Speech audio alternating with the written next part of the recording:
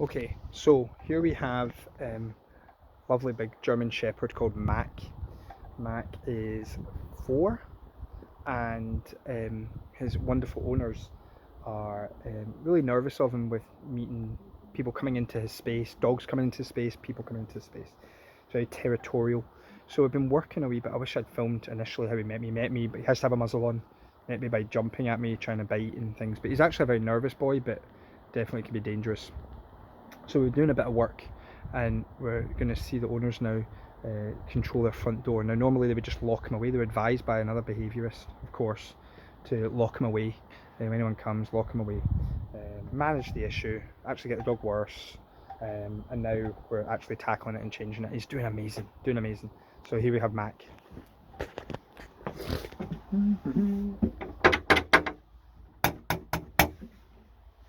Doorbell as well. So normally already he'd be going crazy, barking like mad. So obviously we've been doing a bit of work. But see, when you actually tackle the issue, dog changes. Take your time, that's it. Nice. So what part of his body is he using now? Rather than his eyes and his ears, he's now using his nose. So when you use nose, that's going to be the questioning, okay?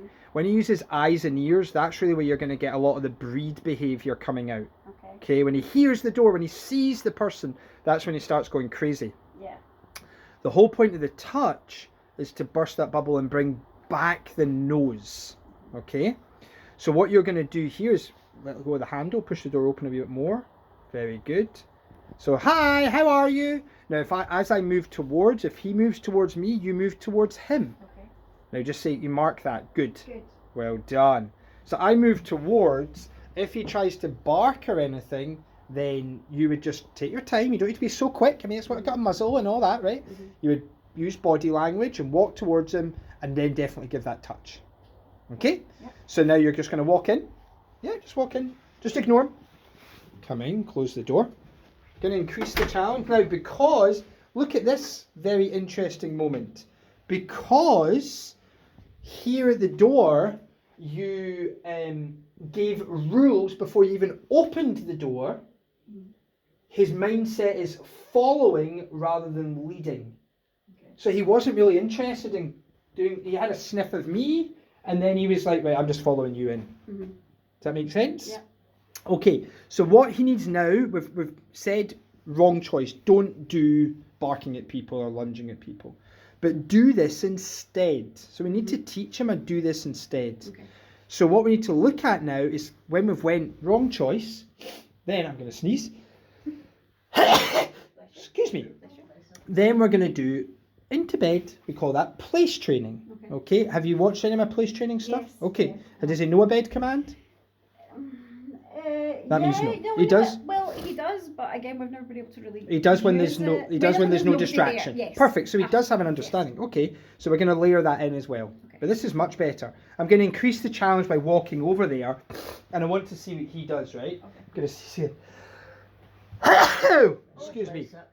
So what I should expect to see is a dog slightly avoiding me rather than fighting me or flighting me. If he went to flight too much, you...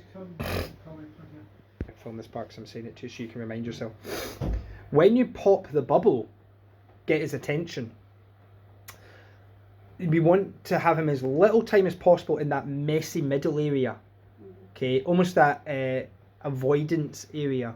I want him to get to quickly as possible that submissive, feeling comfortable area. Okay, so that's where once we've got his attention, we owe it to him to give him, do this instead, pal. Sit, down, bed, paw, roll, the thing that we've taught him to do previous. But where people make the mistake is they try to put him on the bed while he's going crazy at the door. And so you're just going to have failure there. Burst a bubble, wrong choice. But remember this thing I've taught you 500 times. Into bed, into place. And especially if you do it the way I teach you place. If you've watched on those videos. Into place, do that good. Boom. That's all his job is to do. Whereas because I haven't given him a doing this instead right now, you've controlled the door. You've just said, don't bark at my door. So what we have now is more just the avoidance. I would rather be with who I trust and I know, but I'm avoiding who I don't know, rather than biting them or fighting them. Yeah. Much better, much safer. Okay, and we need to have more of a mindset. Get him into more of a mindset that his natural reaction is going to become, when I'm uncomfortable with something, I avoid it and I go and hang with mum and dad, rather than I run up and I take care. I'd be German Shepherd and take care of it. Isn't that right, Mac? Good job, buddy. He's like, yeah, so how much should I avoid? So funny. But you see the brain working? So this is his version of messy middle. It's very unmessy. But what he's doing is his just brain's like, I never signed up. I didn't know you were coming tonight. I didn't signed up for this. But what we've done is we've made it almost a non-issue. Don't bark at my door. Don't bark at my fence. Don't bark at my garden.